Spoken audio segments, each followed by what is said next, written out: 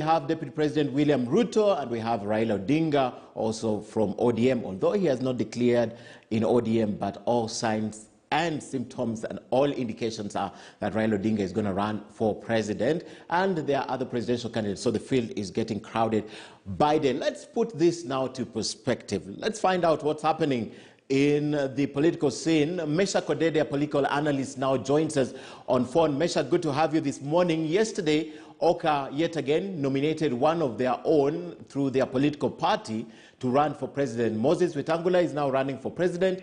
Gideon Moi was nominated running for president. Musalia Mudavadi has said he's going to be in the ballot. He was there in 2013. The field is getting crowded, Meshach, and yet there is that belief that there will be a coalition out of all this. Yes. Yes, Ken. Thank you. I think the first thing we must begin with looking at the positive things, and I think the first positive thing for me is whether it is through a struggle, the parties are trying to have primaries, trying to have delegates conferences, and they are trying to show that democracy in Kenya is working, even though with some struggles here and there. Like in Fort Kenya, they have their issues within the House. Some of them have spilled to the low courts of law. And I think even with those struggles, there is one thing that we must be positive about, that something is happening around political parties. They are trying to organize themselves, and they are trying to give Kenyans many opportunities and chances to see which type of leadership they want to go for. Okay, very interesting that this is expanding the democracy, but don't you think it was automatic that these party leaders were going to be presidential candidates? I mean, apart from ODM, that we have a few members expressing interest in presidency, that's Kakamega governor, we have Jimmy Wanjigi, and then we also have Mombasa governor expressing their interest. Most of these parties, it's as good as done. Even UDA, we know the presidential candidate is William Ruto. So how does this work to expand the democratic space within political parties? Yes, that is why I am saying we are still struggling as a country, because some of them can still be seen, like you have rightly put it, that these party leaders were definitely going to be the presidential candidate. And again, we must also accept that it is their right. If their party members feel like they don't have any other person who is meriting that position, then so be it. But some of it, yes, can be seen and can be said that definitely the party leaders have a higher chances, more than 90%, that they are going to end up being the party leaders. Okay. Talk to us about the possibility of Oka going it alone as the alliance for the next election, seeking presidency, for them agreeing. I saw a number of members of parliament who attended that event yesterday saying that by consensus they must produce a single presidential candidate. But talk to us about the possibility of having a presidential candidate from Oka on the ballot next year.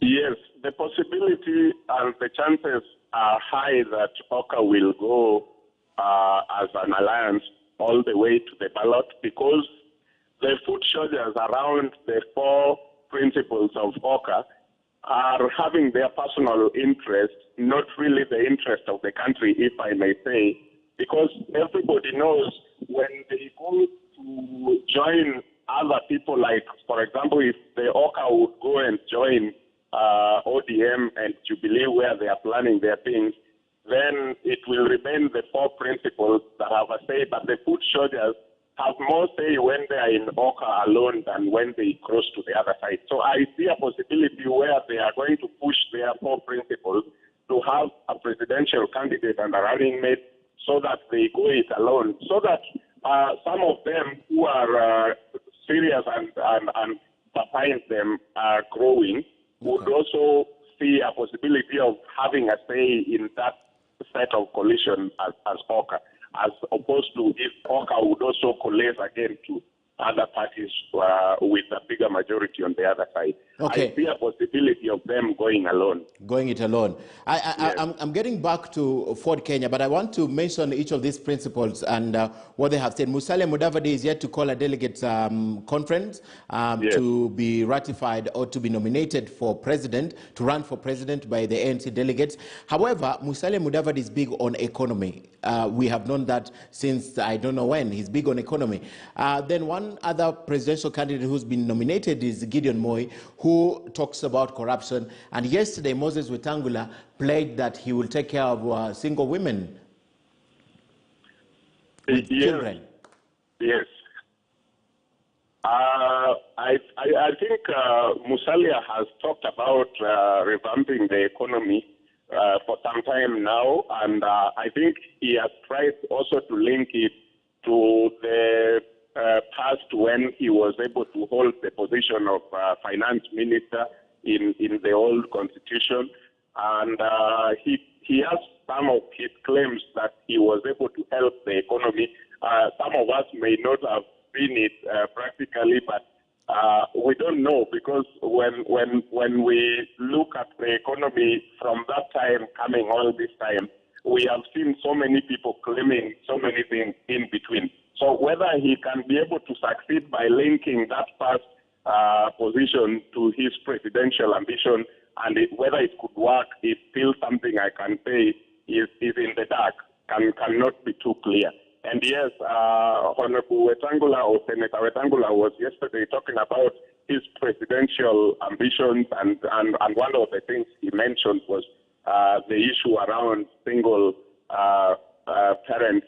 And I don't know how that would be the biggest agenda for a presidential campaign. I am not sure if that, because every presidential candidate is looking for a certain constituency or a certain area of interest of so many people that can give them a vote. So I'm not sure whether the statistics has it at Ford Kenya that you can get so much votes when you take care of single parents, especially female parents. Okay, very interesting. Meshach, stay with me. I'm coming back to you. Let's talk about Deputy President William Ruto, who has criticized the Jubilee government, his own government, for borrowing expensive loans, which have resulted to high cost of living and unemployment among the youth. In what seems as an indirect attack at his boss, President Uhuru Kenyatta, Ruto, who was campaigning and popularizing UDA party, stated that the government has been unable to pay those loans. Now, the Deputy President also took a swipe at One Kenya Alliance principals, mocking them for failing to name their preferred presidential candidate. And as Chris Nairo now reports, the leadership of the Jubilee Party has already finalized plans for a national delegates conference this month, with the main agenda being removing the Deputy President William Ruto as the Deputy Party leader and as a member of the Jubilee Party. Is now seen as daily back-to-back political campaigns in various counties across the country. The Deputy President, William Ruto, took his UDA campaigns to the Western Kenya region, addressing political rallies in Bungoma and Busia counties. Ruto, who is technically out of government, says there are differences between him and his boss, accused the Jubilee government for the woes and frustrations that Kenyans are facing due to high cost of living. Kenya hii iwe ni nchi ambayo kila mwananchi anaweza kujisimamia, anaweza kupata chakula kwa bei nafuu, na tukipunguza gharama ya maisha, tutaanza kuwa ni nchi ambayo inaweza kujisimamia. Na tutawacha mambo ya serikali omba ya kukopa hapa na kukopa pale na kukopa China. Mpaka saa hizi tuko na matatizo ya madeni kwa sababu hatujapanga vizuri. The Deputy President, who seems not to leave anything to chance in his quest to be the country's 5th president, challenged OCA principals to name their preferred presidential candidate to come and face him at the ballot instead of wasting time waiting for endorsements from President Uhuru Kenyatta. Wacheni kukaa nyuma ya Uhuru Kenyatta rais. Wacha rais amalize kazi yake. Anafanyia kazi wa Kenya milioni 45. Nyinyi watu 6-7 tokeni nyuma ya Uhuru Kenyatta, kujeni pambana na mimi. Na msikuje bure. kwanza mutengeneze candidate yenu, wacheni kuzubaa na kusema amujui ni huyu, amujui ni huyu. Hii mutapoteza wakati, alafu mkipoteza kura mutaanza kusema tena imeibiwa. Kama kuna watu waliochezwa na kubebwa maembe ni sisi watu wa Coast. Tulibeba malenge sana huyu jamaa wa vitandawili.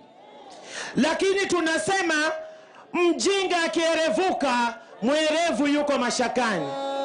Saa hizi yuko mashakani. In the last 1 month alone, Ruto has done 133 meetings in 20 counties across the country in what seems like a whole-out campaign. Notably, in most of the trips, apart from Narok and Kajiado, the DP has not had a meeting or tour of his stronghold of Rift Valley region within the month. Hawa wananchi siku hizi wamerevuka. Wanataka kujua nini, wanapiga kura kwa agenda gani. Lakini kama agenda yenu ni hii ya kumangamanga tu tibi nini, unakuja una criticize at wheelbarrow. Sasa wewe unasumbuka na wheelbarrow nini? Kwani kuna mtu amekuuliza mambo ya machungwa? Kuna mtu amekuuliza mambo ya Simba? Kuna mtu amekuuliza mambo ya umbrella? Wacheni kusumbuka na wheelbarrow. Tuongee mambo ya bottom up, hii economic model na mutengeneze yenu. But even as he continues with his vigorous campaigns, the leadership of Jubilee Party is planning to kick him out as the party's deputy party leader before the end of this month through a National Delegates Congress. If your right hand causes you to sin, cut it off and cast it from you. As Kenyans will agree, if you have one hand that is gangrenous, with rancid infection of corruption and malice, you really have no choice but to amputate it. Meanwhile, in a dispatch to newsrooms Thursday, Speaker of the National Assembly and DP presidential contender Justin Muturi's office has disclosed that the Speaker will soon announce his resignation from the Commonwealth Parliamentary Association, African Parliamentarians Network Against Corruption, and the Global Organization of Parliamentarians Against Corruption in order to pursue his political ambitions. Chris Dairu, KTN News. Nataka niwaulize.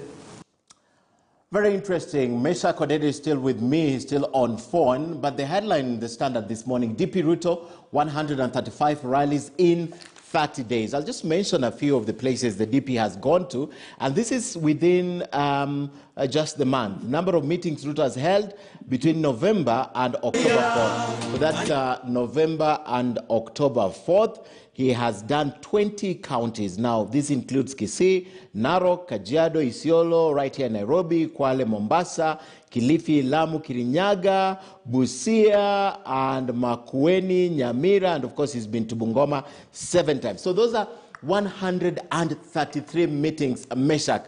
The deputy president has done 133 meetings in just 1 month. What is the reason why the DP is transversing this country that much, Meshach? Yes, I think the DP is aware of some things that maybe the so-called common man may not be aware of, and so he has to push his agenda to the core. I mean, for him, the campaign is full blast. And if you listen to him carefully, you can hear him telling the other parties to move into full campaign, even though the president is still telling people that we cannot go full blast in campaign. Even the law does not allow full blast campaign. There are times when IBC will tell the political parties to begin those full campaigns. I think the DP is scared about something, and so he has get the people, he's trying his best to get the people on his side, even though his way of getting the people on his side does not make a lot of sense for anyone who has been following politics for some time now. Because if you're following politics for some time now, you would know that the DP was very, very big on this. The phrase that we will grow this economy by a double digit was his phrase. And so if he has been in power for 9 years, and then he's starting campaign way before the time for 2022, it tells something. Okay. It means he has not been able to achieve some of these things. And so he is going the wrong route to get people on his side. Okay. And then one thing, Ken, yes. why would he be interested if other people are behind the president or not. I mean, he has said all these people in Watapeli, he will run them down at the ballot. So does he know something that we don't know about being behind a president? Okay. Does he want to tell us that being behind a president helps people in a way to get to the president, or what is he saying? Okay, am I still with you, Meshach? Yeah. All right. And this is very important. The other factor that we might consider here is the constitutional threshold and requirement to be elected president. The first requirement is you must attain the 50% plus one vote. And then the second requirement, you must get at least 24 of the 47 counties on your side. This is one of the biggest nightmares for any of these candidates, how to make sure they get 24 counties on their side, apart from just getting the 50% plus one. Is this a difficulty that you see going ahead, looking at the number of number of politicians and heads of parties that are going to run for president? Is this something you foresee as a difficulty for presidential candidates in the coming election, getting 24 counties on their side? Yes. Yes, Ken. I think the first thing the DP is trying to do, one of them is that particular agenda, trying to get a situation where he has 24. So I think he has already known his backyard is intact, according to him, and the UDA fraternity. And so he's trying to eat in other spaces which can give him 24 counties. And I think he's really working hard. And that is the undoing of probably the help. Because if you look at your statistics there, 100 plus rallies in just 1 month, and they are not in the backyard of William. So that means he is calculative enough. He is going out there to get something to come and add at what he has at a place where he calls for. And the same thing, Raila Odinga has tried to do that for a long time. I don't think he even has a problem with that. He has been going around the country as well with a deal of one. And so the OCA has missed out on this completely because most of their rallies have concentrated so much in their backyard. And if they go out, they just go out once, and the next time they are going back home, either at the backyard of one of their own. And maybe that one will keep it to DP, even though it is wrong to have campaigns as early as this. But I think his calculation is around getting 24 counties or more than 24 counties during the general election. Okay, and already we're seeing the DP avoiding his stronghold because that one is already bagged. There are several counties he has deliberately been going to, especially the ones in Mount Kenya region, Western Kenya, and of course he's really been transversing those counties to make sure he gets them. But I want to take you to something that is happening later this month. That is the National Delegates Conference for the Jubilee Party. The main aim, Meshach, is to remove the DP as the deputy party leader and of course remove him from the party. At this point in time, is this even a necessary move, Meshach? On my end, it is necessary, again, because why would you have a deputy president or a deputy party leader who is campaigning against the same party? So Jubilee is a party like any other party, and every other party is organizing themselves towards the 2022 general election. Every party would want to have a sizable number of MPs, senators, and other elected positions. If Jubilee will not do this right now, when will they have time to plan and put their house in order to even make a big impact in the general election? Impact here for a party is not just their presidential candidate winning. There is also a bit of your party controlling the House or having the numbers in Senate, National Assembly, and even county. That is what other parties are doing. So if Jubilee will not do it right now and continue maintaining a deputy party leader who is radicalizing all members of the elected fraternity in the party against the party and also campaigning for a different party, which is UDA, that will be naive on Jubilee as a party to maintain this saying that they cannot do. I think they should have done it way before. All right, yeah.